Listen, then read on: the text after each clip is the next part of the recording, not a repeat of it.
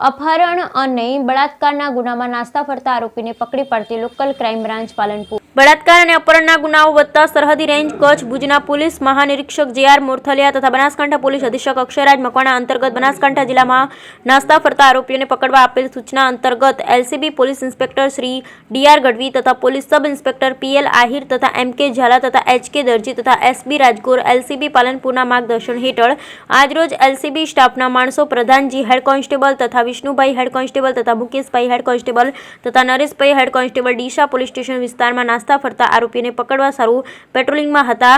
તે દરમિયાન મળતી હકીકત બાતમીના આધારે રાજસ્થાન રાજ્યના ગુડામાલાની પોલીસ સ્ટેશન વિસ્તારના ફર્સ્ટ ગુડ રજિસ્ટર નંબર 93/2013 ઇપિકો કલમ 365-376 તથા બાડમેર વરિષ્ઠ ન્યાયાધીશ અનુસૂચિત જાતિ અનુસૂચિત જનજાતિ અત્યાચાર નિવારણ અધિકોર્ટના સેશન્સ કેટ નંબર 104/2018ની સીઆરપીસી કલમ 70 મુજબ વોરંટનો નાસ્તો ફરતો આરોપી હેમારામ પનારામ જાતે જાટ રહે શેરપુરા તાલુકો ડીસા જિલ્લા બનાસકાંઠા વાળાને બાતમી હકીકત આધારે પકડી પાડી આરોપીયા વિરુદ્ધ કાયદેસરની કાર્યવાહી કરી ડીસા રૂરલ પોલીસ સ્ટેશન ખાતે સોંપવામાં આવેલ અને આગળની કાર્યવાહી હાથ ધરવામાં આવી। બ્યુરો રિપોર્ટ ભરત ઠક્કર ડીસા।